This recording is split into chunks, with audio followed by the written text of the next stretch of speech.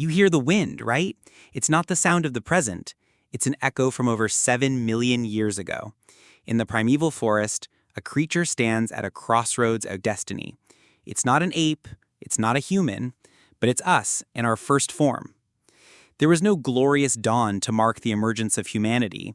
There was no thunderclap or fire from the heavens. It all began slowly. A hand grasping a stone for the first time, a trembling leg standing upright, a gaze following the trail of prey. And then, over millions of years, from meaningless growls to the first stories told by the fire, humans gradually emerged. Today, we'll travel back in time, through layers of fossilized dust, through dry skulls and petrified fingers, to find out, how did apes become humans? Return to 7 million years ago, a world with no borders, no nations, only raw landscapes and wild creatures. Among them, one creature was different, Sahelanthropus chidensis. Small-bodied, chimp-like, with a brain only 1/3 the size of ours, but within its primitive skull lay the first whisper of a coming revolution, an evolutionary one. A slight shift in the placement of the skull's foramen magnum suggested something remarkable. It may have walked upright, a tiny act with massive consequences. Standing on 2 feet freed the hands, and from that moment onward, hands were no longer tools for walking. They became tools for shaping the world. A slight shift in the placement of the skull's foramen magnum suggested something remarkable. It may have walked upright, a tiny act with massive consequences. Standing on 2 feet freed the hands, and from that moment onward, hands were no longer tools for walking. They became tools for shaping the world. Across millions of years, other hominins emerged. Some vanished, some moved forward. Among them was a small figure we now call Lucy. An Australopithecus afarensis, Lucy lived 3.2 million years ago. Less than a meter tall, but walked on 2 legs. Her pelvis, knees, and feet tell us she walked like us. Her footprints, preserved in volcanic ash in Laetoli, Tanzania, remain among the most haunting relics of our past. These early ancestors couldn't speak. They didn't make fire. But they wondered. They observed.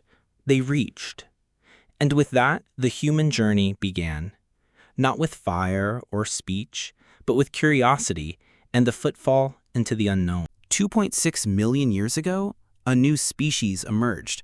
Homo habilis, handyman. Not yet human, but armed with something no animal had before: invention. With nimble fingers and a sharper mind, Homo habilis became the first to craft stone tools.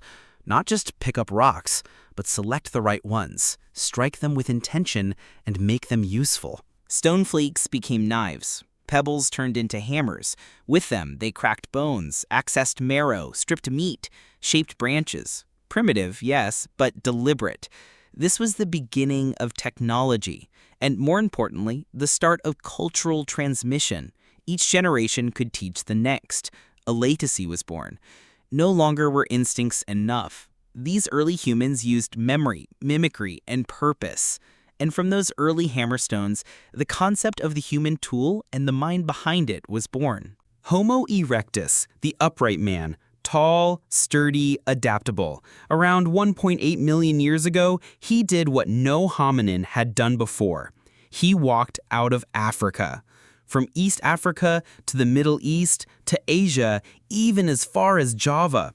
Without maps, without plans, only instincts, memory, and fire. Yes, fire. The true triumph of Homo erectus was not travel, but the control of flame. For the first time in history, a creature harnessed fire. They kept it burning, protected it, moved it from place to place. With fire came warmth, protection, and most importantly, cooked food. Cooking made digestion easier, unlocking more energy for the brain. With every meal, evolution accelerated. And around every fire, something else was born: community. Stories may not have existed yet, but glances, laughter, and learning flourished in firelight. Humanity had found its heart. As brains grew larger, language began to form. not as full sentences, but as meaningful sounds. Grunts became warnings. Gestures became names. Slowly, Homo heidelbergensis and later Homo sapiens began weaving sound into memory, into identity. Language was not just for survival, it was for bonding, for teaching, for imagination. With it came something unprecedented, the ability to pass knowledge across generations without needing to witness or mimic. We told stories of hunts, of dangers, of the stars above. We imagined, and in that imagination, culture was born. No other species has ever reshaped its world through mere words. We did. 30,000 years ago, in the biting cold of the Ice Age, a new relationship emerged. A few bold wolves approached human camps. They came for scraps, but stayed for warmth, protection, and company.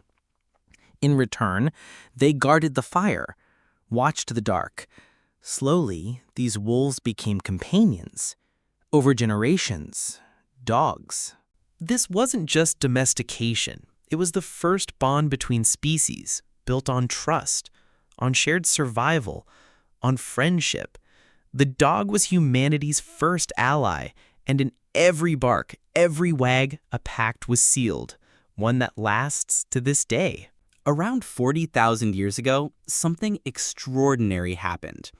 In the dark recesses of caves like Chauvet, Altamira, and Lascaux, humans painted. They painted bison, horses, handprints, dots, spirals, not to decorate, but to express. Not to record reality, but to connect with the unseen.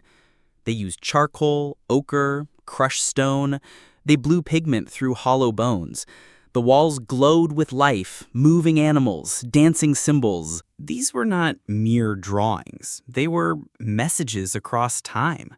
Rituals, dreams, beginnings of myth. Here, humans crossed an invisible threshold, from thinking to imagining, from surviving to believing.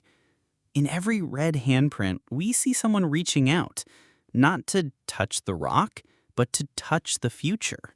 A Neanderthal child lies buried in a cave.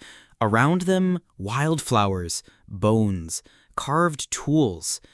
Not discarded, but placed, carefully, lovingly. This was not instinct.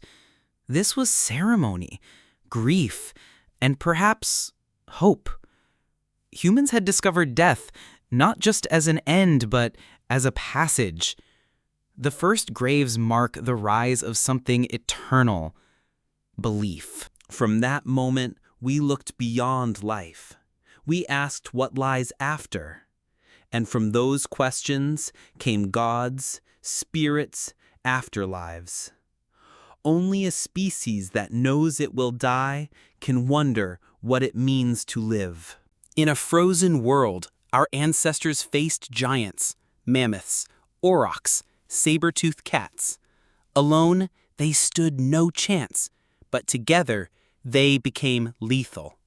They read the wind, dug traps, chased prey off cliffs, crafted spears, coordinated ambushes. This was more than hunting. It was planning, teaching, trusting. In a frozen world, our ancestors faced giants, mammoths, aurochs, saber-toothed cats.